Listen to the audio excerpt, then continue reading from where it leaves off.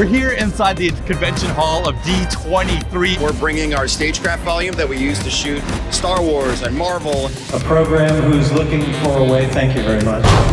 That was full on Harrison Ford as the Hulk.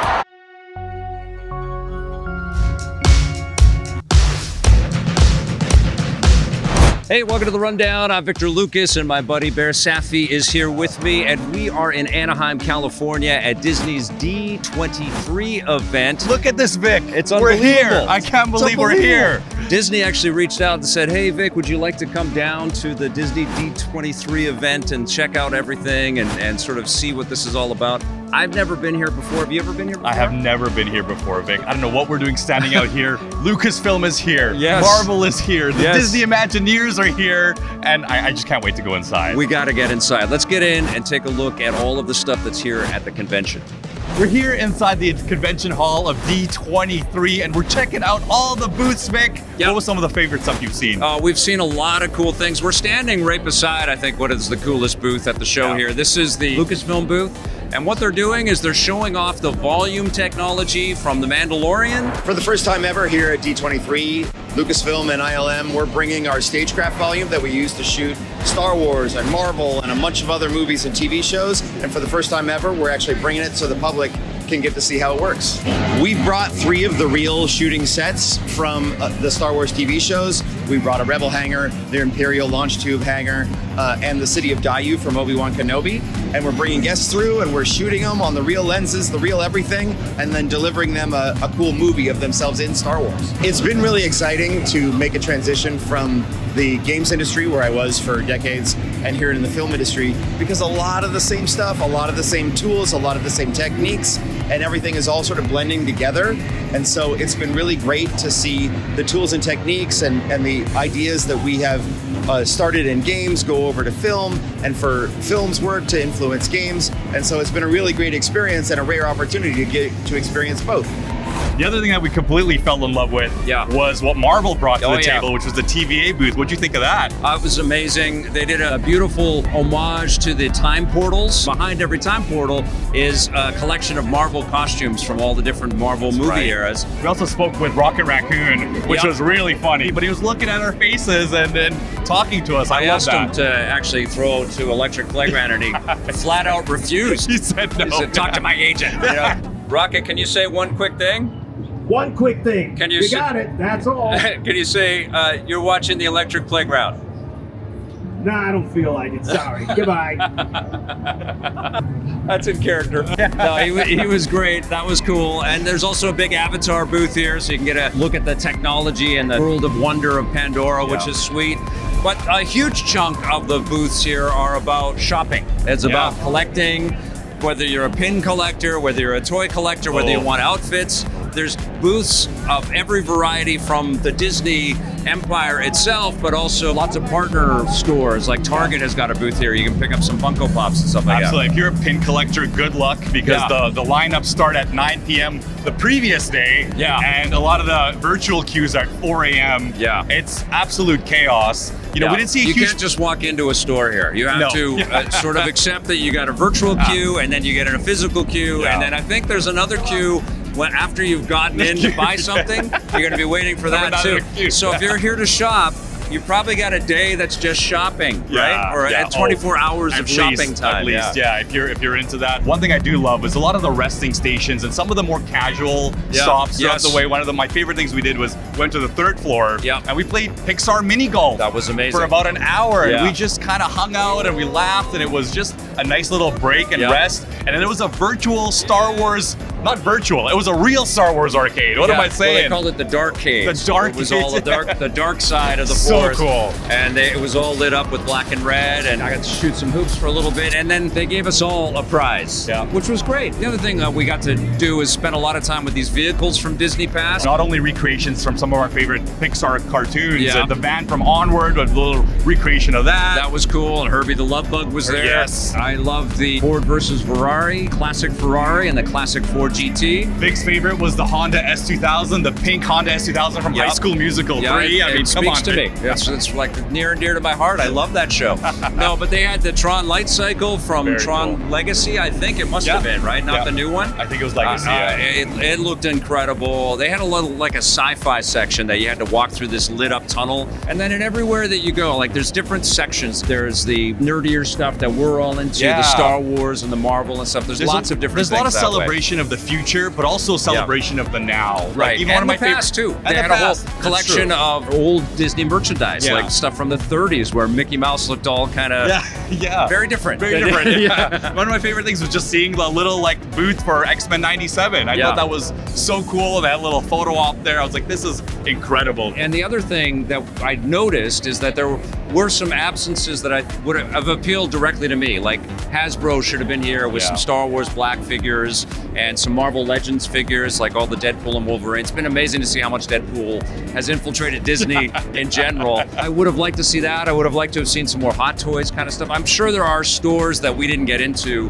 that you can probably buy that stuff in, but it would have been nice to have that presence. And also more Disney partnered games, like the Indiana Jones game that's coming and Star Wars Outlaws. Those all could have had their own booths and let people come up and play them and talk with the developers and stuff. I agree with you. I will say that it was really nice to see the celebration of the Mickey rebrushed release, and there was a booth for that, and to see all the excitement and the huge lineup that was there for that. That was awesome. That was just so, great to see, just to see the pride for that title, for it to come back on like almost every platform. Very cool. Was so cool. And the cool thing is I got to chat with the creator of that game, Warren Spector, all about that. Yeah, I've been a Disney fan all my life, so the opportunity to work with the most recognizable icon on planet Earth was kind of cool. When you first start working for Disney, you start hearing, we make entertainment for families. I said to myself, why can't a game do that? Objectively speaking, we succeeded. I got lots of fan mail. I met hundreds and hundreds of people at conventions like D23. We made a game where parents helped their kids play. Frankly, more often the kids help the parents play. For sure. But we made a game for families, and I'm super proud of that. What have you gone back to do with this rebrush? What's different? How has it changed? Well, first, all credit to the folks at Purple Lamp at THQ Nordic. Yeah. They genuinely did a great job. You have no reason to believe me, okay?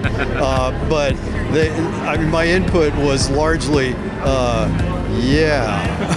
So they introduced a couple of new features. They worked on the camera. We're not going to talk about the camera. And they upgunned the graphics. The amazing thing to me is they did everything from scratch. They didn't use any of our assets at all. Yeah, wow is right. That's amazing. And the game looks beautiful. Frankly, it plays better. It's on every platform now instead of being a Nintendo exclusive, so a much bigger audience can play. And the cool thing, I've run into people today who say, I played it when I was a kid, and now I'm going to play it with my kid.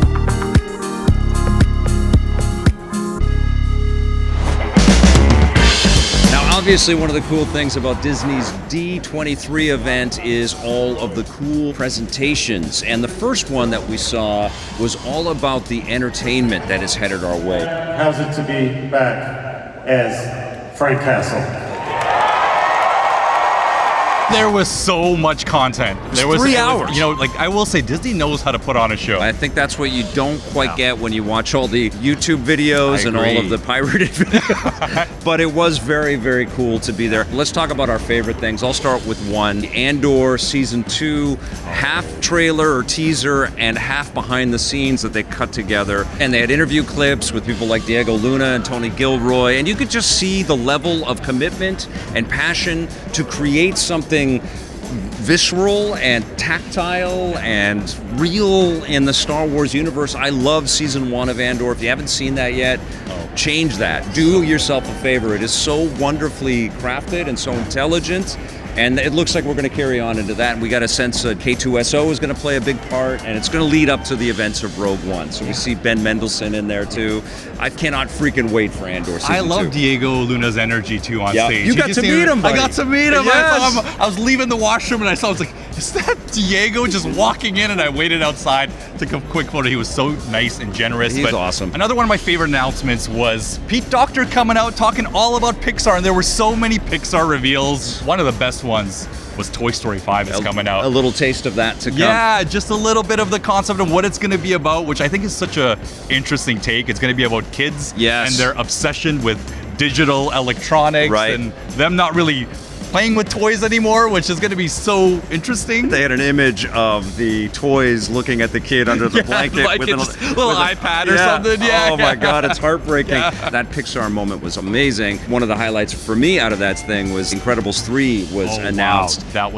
That was huge. And I love that franchise. I love the second movie. I love Brad Bird. I love that family. I can't wait for Incredibles 3. But I want to go to another huge title that was announced. It was really just the title that was announced. It's Avatar Fire and Ash, but James Cameron was up on stage. Avatar Fire and Ash, he promises, what did he say? He said it's not the movie that we expect, but it's the one that we want. Which is awesome. Which is really cool, and I am really stoked about it, actually. Me too. It looks like a really, really cool direction that we're heading into.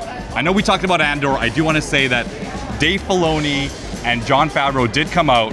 And they did talk about Mandalorian and Grogu, and they showed us a trailer of what to expect. I believe it's 2026. Yeah, it was really cool to see the energy and the love for when those two came out. To just hear the crowd just roaring for, one of our favorite Star Wars shows ever. Yeah, I love the show. I'm such a massive fan. The one thing that I will say about that Mando and Grogu trailer, though, or the teaser, is I couldn't tell what was from the show and what was being shot for the movie. I didn't know if there was little, recap bits in there too. Yeah, that's a good point. But I can't wait. Now, some of my favorite announcements from the show was the Marvel side of things. Oh yeah. First of all, Deadpool. Everywhere. Deadpool was everywhere. That's right. You're absolutely right. Ryan Reynolds was the one. I mean, he wasn't there. He kicked off Marvel. He kicked off Marvel, which he introduced Kevin. What a story with Deadpool and Wolverine. We can get into that. Well, he's Marvel Jesus. He's Marvel Jesus. Yeah. So he's got to do it. We did see some amazing stuff from Marvel. What was your favorite trailer? I think it was just seeing Charlie Cox, John Bernthal, the Daredevil, Born Again. I think that was just so cool. Now, they were all up on stage. They were all up on stage. Deborah Ann Wall. I forget the guy that plays Foggy's name, but he was there too. He was there, Love those actors. They're all great. It's so funny. Charlie Cox is he's like the real life Matt Murdock too. He is just so calm and zen. Watching that trailer, I got chills. I got chills. Too. I was so excited for this to finally happen, and that we're so close. That trailer was super dope. But when we're talking about the big, massive movie swings, Anthony Mackie took the stage to show us a little bit of Captain America: Brave New World. He's hilarious. Can I just say, Mackie, I love that guy. Mackie has so much energy on stage. Talk about going off script that I mentioned earlier. Mackie is the guy who's walking from left to right of the stage and getting people hyped. He really is just having crazy joy about all of it. What I've seen of Brave New World is really exciting, but they showed us what Harrison Ford is going to look like as the Red Hulk. I heard you scream about that. I heard you scream about Freaking that. Out. We saw a bit of Harrison Ford's chest hair. And Mackie called it out and said it's great, just like Harrison Ford's is, which was great. But, the face is amazing, and you can see that Ford must have had so much fun putting all of this stuff together. So cool. I can't wait to see Red Hulk on screen. I think that's going to be such a crazy, fun experience. Absolutely. The other big reveal it wasn't a reveal. It was the same trailer as San Diego Comic-Con. But they did show some Fantastic Four footage. It had a little video, though, with the cast, which That's was right. cool. A little video with the cast. It showed us Johnny Storm in his outfit. That was very, it was so cool. The fact that they're only about a week or two into filming is crazy, and I'm so stoked for this film. And Giacchino, who's doing the music for Fantastic Four, played a little bit of the theme for one of the panels here, which is really cool. There was also some announcements of Marvel animation here, a little teaser of X-Men 97 Season 2. We didn't see that, though. That was in one of these panels here. There's a new Spider-Man animated, which is great. So Marvel fans like myself, are you a big Marvel fan? Of course. Come on. We got a lot to be happy about. Tron fans also had some cool things. We talked about the light cycle, which was on the show floor, but Tron Ares, they revealed some stuff. Jared Leto and the cast of that film. Jeff Bridges was there. I heard you scream for Jeff Bridges, the first person to come out on stage. I love him. I met him a few years ago. He's just amazing, incredible guy. He seemed like he was happy to be there as well. He can't believe it. 40 years of Tron. I can't believe it. Again, another person I don't think was looking at the teleprompter at all. No. Just enjoying the moment and talking, and that's exactly what I love to see. Yes. And the trailer was pretty cool. I just think it's weird that the grid is coming into the real world. That's an interesting concept. I don't know how they're gonna sell that. That just seems so big and so crazy. And how does the digital become physical? Yeah, it's a little extra weird for me too, because it's all shot in Vancouver. It's all in Vancouver, and it was just seeing the Vancouver sights in the streets. It was, you know, like it was kind of surreal. Nine Inch Nails. Nine Inch Nails, which was a really weird moment. I gotta say, it was a little strange. Stood there like they had animatronic. First of all, the music was the loudest. Yeah, like my ears were about to like blow up. Yeah. But then the doors just open and they're standing there, and then the doors just awkwardly close. Like so like weird. it was like, was it a Nine Inch Nails animatronic, or were they actually there? It was a damn good show, man. Didn't it feel special to be It there? was so special. You know what? Yeah. I think everything was perfect. Maybe just the way it ended off wasn't the strongest. No. I understand that Mufasa was the last thing shown, and that's coming soon. That's coming soon. They Yeah. gotta push their holiday release. I didn't love the last Lion King movie. I just think it's weird that it's still an animated movie, but it's trying to look like live action. It's just a strange thing. Throughout the whole show, the audience was so loud, so into it. Like Disney Yes. fans are the best. Yeah. But at the very end, I feel like with Mufasa, it was just kind of like it kind of died down a bit. And honestly, Disney's such a far-reaching business at this point, and they cater to every single interest. Like, how do you do that? Yeah. It just goes to That's everybody, true. right? That's true, So yeah. very tough stuff, but man, that was a special show. It wasn't the only show that we saw, though. We also saw a presentation on the Disney experiences that are headed our way, and we'll be right back with that. All right, EP's not really like a theme park channel. Like, we don't really get into all this stuff. Hey, Although we love our rides, Vic. we do love our rides, and every time I do go to a theme park, I talk about it on this channel. But we had just a killer presentation for the Disney experiences and all of the plans that Disney has got for their parks around the world, also their cruise lines. They're adding 5 new ships or 4 new. They have 13 ships. 13 There's going to be 13 ships. Which is There's a lot of ships insane coming. Yeah. How many Disney ships there are. It's getting crazy. It was one mind-blowing reveal after another. It was 3 hours, and all kinds of celebrities were there. The music was incredible. They had a was full orchestra. had a- And Josh D'Amaro, he's the chairperson of the Disney parks. He did an excellent job of hosting everything. They're taking a huge leap into the Marvel space. So one of the cool things with Avengers Campus is that it's going to get this Stark test flight. Oh. And they had one of the Imagineers come out and talk about that. And then they showed that Robert Downey Jr. and Bob Iger both sat in the device to kind of show it off. It's 2 people at a time, and it's going to whip them So around. cool, yeah. Just like the Iron Man sort of testing. Yeah. It's exactly what Avengers Campus needs, right? It's just Avengers Campus right now is way too thin, but there's stuff going on behind the scenes. They're going to let us into the building a little bit more, and that's going to be super cool. Also, Spider-Man rides are coming to different parks around. I can't keep all of the parks straight in my head. There's a Spider-Man coaster coming. Yes. I believe it was to Hong Kong. Don't quote me on Or that. Shanghai. Shanghai, yeah. I forget where exactly it was, but it looked awesome. The It does concept look photo awesome. looked incredible. I think what they're trying to do is they're trying to encourage us as fans of this stuff to go and visit all of these different destinations. It's true. And Vic and I were talking about we might need to go and do that I Spider-Man want to ride. go. I think they're bringing Marvel in a big way to the Tokyo Disneyland. They are, I really want to go there, and the Paris Disneyland. So that was really wild. There's also a big new Indiana Jones ride that they're bringing into the Florida park, the Animal Kingdom. The Animal Kingdom, and right next to it, and Kanto, the ride, which It's is like the a very South first. American themed village. It's that we're gonna- really cool that those so are next to. That's beautiful. going to be a huge ride, by the way. People are going to go crazy for that Encanto ride. You go through all the different rooms in the house and meet all the different characters. It's going to be like a haunted mansion type of experience. That looked amazing, and Ki Hui Kwan was out there to take us into it. I love got that guy. Got a little emotional about that. My short round, I've just loved his resurgence and all of the cool projects that he was what amazing. energy he brings. He was amazing as OB on Loki, and he's going to be starring in new things, and I just love the guy. And so it was really cool that he was there. And one of the highlights for me, I gotta say, is Avatar. Coming to California Adventure. Right. That was probably one of the biggest announcements for me. That's going to be a huge expansion and going to bring a lot of people into DCA. We also did, though, see the first suspended roller coaster with the Monsters, Inc. coaster. So cool. When I whip around all of the doors from the Monsters, Inc. facility. And Billy Crystal was actually out on stage. He was singing and riffing. And, oh, God, it was an amazing presentation as well. Coco.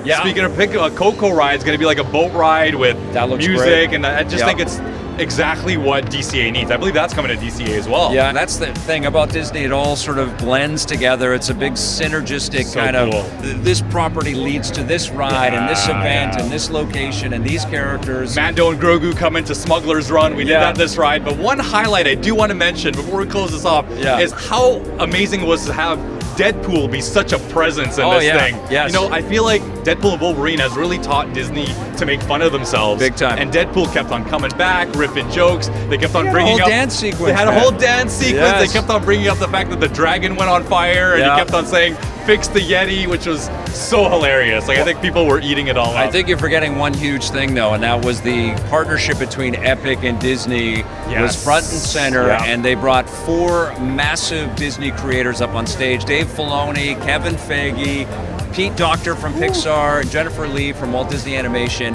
and they all talked about their characters going into Fortnite, and they teased a little bit about their sort of metaverse creation, which I think is going to be like Disney Infinity on speed or something like that. It's just going to be so massive. We're going to be building stories with Disney in this virtual space as we keep going forward. Big. I have to admit, I had a crazy moment. I was like, we have some of the 4 greatest creators up on stage talking about Fortnite skins. And talking about skins. Talking about skins for their account. Like, what kind of world are we living in? This is crazy, but it was cool to see that for each one of them to represent. Yeah, they should have had way more video game presence in there. I mean, we've got big games, Indiana Jones and Star Wars Outlaws. We've got big, huge Disney-related things and lots in the works. They should have revealed some secrets about stuff that's coming in 2025. That would have been amazing here. Maybe next year. It was just good to see video games there.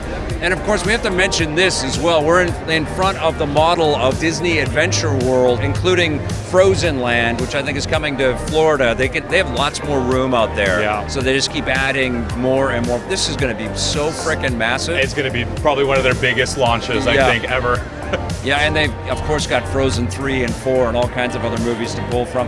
And essentially, that's what you can kind of take from the experiences announcements. If they're committing to parks and shows and all kinds of, and cruise lines, sequels are coming. You know, big projects are continuing. It really is a tease into what's coming into the entertainment and film world as well. But it does speak, like there's a Zootopia show, and then Zootopia 2 is coming. It does speak to, it's like they test the waters with a sequel or a new property or a spin-off, and then they go, okay, well maybe we can pull this into some kind of amusement ride that you can jump into, you know? And one of the best parts I want to say about this whole show was that in the beginning they said none of this is blue sky. Right. Everything that we are announcing is happening and it's being worked, which is really cool compared to previous shows. And I love that. I also love that Imagineers took the stage and talked so passionately about the work that they and their teams are doing. And speaking of the parks, Disney also did one other cool thing for us.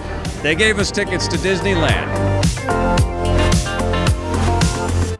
Hey guys, we've got something very special today. Disney flew Behr Safi, who is shooting this right now, so it's a 2-man team, and I down to Disney for Disney D23, and we've been attending events and going and checking out all these cool booths, but they also said, hey, you know what? You guys can go to Disneyland and check out some of the rides and have some fun, and we're like, okay, if we have to, we will do that. And of course, we've been having a blast, and Behr and I decided we're gonna do something cool.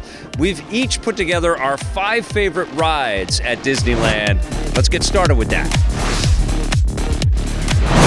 To start off my top 5 list, we were talking all about Radiator Springs Racers. And if we're talking about a ride that makes you feel like you're in the movie, this is it, man. We're talking just the sense of speed, the attention to detail. The animatronics are incredible. If you want to like meet some of these characters in real life, this is the first ride that made me feel like I'm absolutely in the film. I feel like the team at Disney Imagineers just absolutely nailed it with this. Just the amount of detail that's in every little mountain and every little brush stroke. They put their hearts and souls onto this ride. Now, if there's one little nitpick I had about this ride is that I only do it once per Disney trip because the lineups are a little long. You're gonna wait at least about 90 minutes per session of this, so this is something that I touch only once, but each car does fit 6 people, and it ends off with a bang. It ends off with a race at the very end, and I'll tell you what, I have yet to lose a race in Radiator Springs Racers, all right? I've done this about 6 times and I've won every single time. And Vic, I will not lose this time when we go together.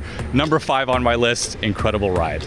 Number 5 on my list is Smugglers Run. This ride blows me away. I've always wanted to be Han Solo, and that's exactly what you get to do on this ride. You get to pilot the Millennium Falcon, you get to be an engineer, or you get to be a gunner. 6 people pile into the cockpit and try to survive this onslaught of all kinds of obstructions. You've got asteroids and TIE fighters and spaceships and space trains, and it's just total madness, and it's so much fun. The motion ride is just a total blast. I love this ride. I know it's the oldest one here at Galaxy's Edge, but it is still not to be missed at Disneyland. That's why it's number 5 on my list. Number 4 on my list of favorite Disneyland rides has to be Space Mountain. There's something so special about this ride. It came out in 1975 and it's 2024 today, and I still scream like a baby when I'm on this ride. I mean, there's something about being in pure pitch black darkness and being on a roller coaster and not knowing where the turns and twists are coming. This is a ride that I have to do multiple times each visit at Disneyland. Even putting it at number 4, I feel like it's almost too low because there's so many damn good rides here at Disneyland. But Space Mountain, a must-do ride here. I'm gonna keep doing this ride every year till I'm 90. Number 4 on my 5 favorite rides here at Disneyland is the old classic Space Mountain. I love this ride. I love its connection to Disney's roots and history. It's always so fun whipping around inside of there. You don't know where it's going because it's all dark and there's little blinking lights. But where this ride really takes off for me is when it becomes Hyperspace Mountain and it is infused with all the goodness of Star Wars. So you get all the John Williams music and all the Star Wars sound effects, and you see TIE fighters whipping around and getting blasted, and oh my God, it is incredible. I didn't even know that that was gonna happen the first time that I rode this ride, and it was Hyperspace Mountain, and it was Star Wars, and I think that's why I love it so much. I love the classic stuff, but when this ride is hyperspace, that's when it goes up to another level for me. The only thing to take into consideration with Space Mountain is that sometimes it is down for repairs because it's been around with the park for a very long time. So be prepared to have to wait a little while, but trust me, the wait is worth it, and that's why it's number 4 on my list. Number 3 on my list is under construction right now, and it's probably the ride with the most polarizing opinions because you either love it or you hate it, and I'm of course talking about Splash Mountain, which is slowly turning into Tiana's Bayou. This ride is all about fear of the water. If you hate the water and you hate getting your hair wet, Victor Lucas right here. You won't be getting on this ride very often, but there's something about that anticipation for that giant drop at the end. And even if you're too afraid to get on the ride, you can always stand on the overpass and watch your friends embarrass themselves and watch themselves, drop down the big drop at the very end. I love this ride. It's so much fun. And, a wise man once said, if you're not getting your socks wet, you're not having a good time. That wise man is Behr Safi. That's why it's number 3 on my list of best Disneyland rides. My 3rd favorite ride at Disneyland is the old classic Pirates of the Caribbean. I love getting on this ride because you get out of this hot sun, first of all. The lineup actually usually goes pretty quickly, and then it's a nice long experiential ride. You get to sit down and have a good time looking at all of these great animatronic characters that influence the awesome Pirates of the Caribbean movie franchise. And you get a real sense of story and also a real sense of connection to the glory days of Disneyland. And I always have just such a wonderful time just sitting back and taking it all in. And there are a couple of drops, so watch out for getting a little bit wet when you're riding in this one. But man, Pirates of the Caribbean is a classic. Number 2 on my list of best Disneyland rides is here on the California Adventure side. We are talking about Guardians of the Galaxy, Operation Breakout. I feel like this ride really encapsulates what's so amazing about James Gunn's Guardians of the Galaxy trilogy. This starts off with an incredible queue line with Rocket Raccoon, seeing all of the collector's little puzzle pieces and all of his little, little Easter eggs that are in there in that lineup. But just the adrenaline rush that this ride gives you, man, is so good. I took my mother on this ride a few years ago, and my poor mother didn't know what she was in for. But we went a few times after that, and then she was quite afraid of going on over and over again. And I got so emotional looking at that footage and then the photo that it took of just seeing my mother there, really enjoying her time and dropping up and down the lift. A big part of this ride is also the music that plays in the background. There's about 6 tracks that play, but the one that you want is I Want You Back by the Jackson 5 that really matches the energy of this track and the playfulness. you know, the one, you know, negative I could say about Guardians of the Galaxy Operation Breakout, if there is one, is the fact that it's hard to find friends that are willing to go with you. And if you're ever here in Disneyland and you see me, please go with me. This is definitely number 2 on my list. One of the best rides in the entire Disneyland park. Number 2 of my 5 favorite rides at Disneyland is Rise of the Resistance here at Galaxy's Edge. This is arguably the most popular ride at the whole park, and it always has very long wait times. You have to prepare for that, get in early, try to sign up.